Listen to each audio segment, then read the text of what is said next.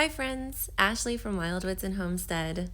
I brought you guys along for one of the last firewood harvests of 2024. We are definitely not done getting in our winter firewood, but we had a lot of snow this year quite early for us, and it has made it so that we can't really get back to the tree line. In fact, on this day, we ended up shoveling out our own road to get back to these trees. There's tamarack and spruce back here, and that's what we've been after for burning in our outdoor wood boiler. And I've mentioned it in other videos, but the reason that we're out doing this is because this is our utility, basically. This is our fuel. This is what we use to heat our in-floor heat, our furnace for our house. It heats our water, and then this year we're also heating a large shop and a greenhouse for year-round growing.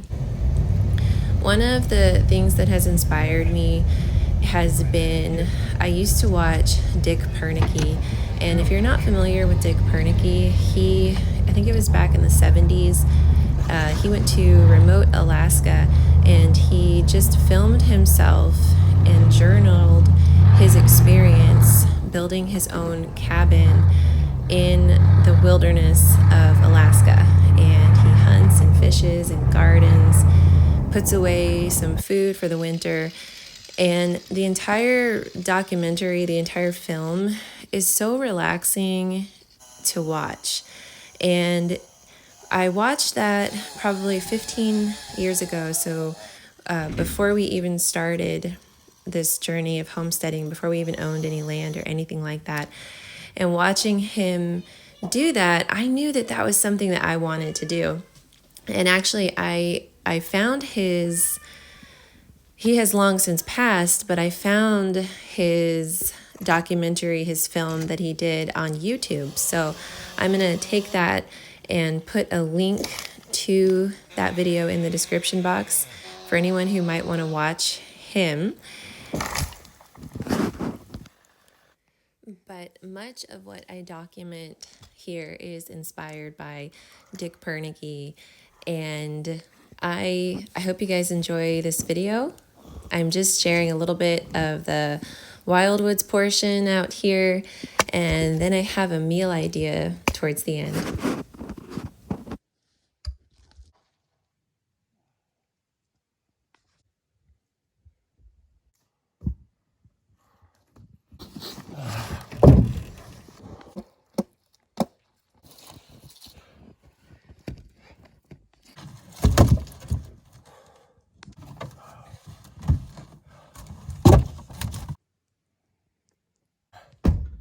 Huh?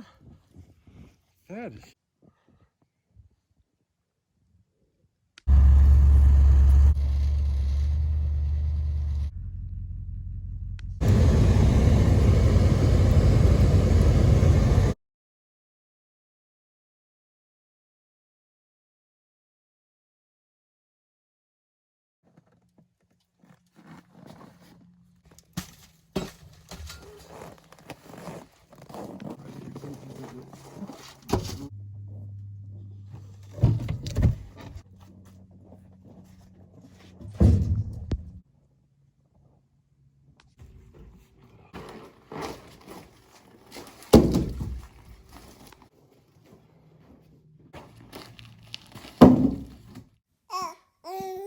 When we're doing heavier chores such as firewood, I don't always feel like cooking, but I'm just not willing to fall back on more processed foods.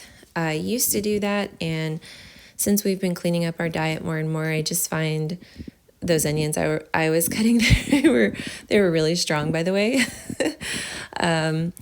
Yeah, since cleaning up our diet, I have just found that it's really difficult when we eat something, that's more processed or convenient. We tend to get headaches and not feel well. And I've started to kind of think that maybe that's not worth it. So I'm paying to eat something that then makes me not feel well. Just doesn't seem worth it to me. So this was just a simple meal. I had bought this package of these chicken thighs from Costco because they're still pretty economical. And I just divided them between two 9x13s. And before I put the thighs in, I sliced some onion and then poured some butter in each tray. And then I divided the chicken thighs between the two 9x13s. And this disinfectant that I'm spraying here, I have been doing some research on natural cleaning products that are not vinegar and not bleach. And I think I finally figured out a disinfectant all-purpose spray, and that's what I have in this spray bottle right here. So if that's something you're interested in, stay tuned, because I am working on a cleaning video using basically a bar of soap, a few essential oils, and some rubbing alcohol to create an all-purpose cleaner as well as a laundry detergent. So also for this meal, I didn't want it to just be plain. I was kind of feeling like having some kind of flavor to it. So I made a dressing with some apple cider vinegar, some olive oil, some honey, some salt and pepper, and some garlic. And then I found this red pepper jelly at Costco, and I love the flavor of it. And I'm so inspired actually by it, because every time I buy something and use it, I'm looking at it and thinking, I think I can make this. So that's something I aspire to next year, is growing my own peppers and making and canning my own red pepper jelly. So I just mixed all that together and poured it on top of my chicken, and then put that into a 400-degree oven.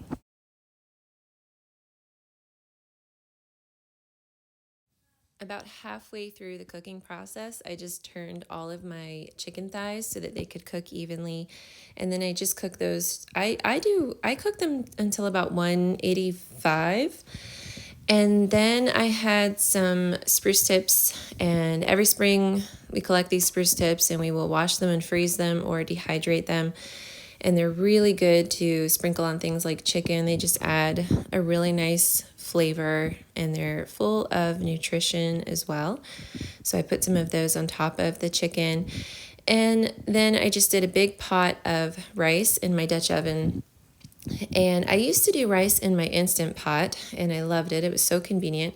But then my Instant Pot broke. And since then, I have been making rice in my cast iron Dutch oven, and I love it.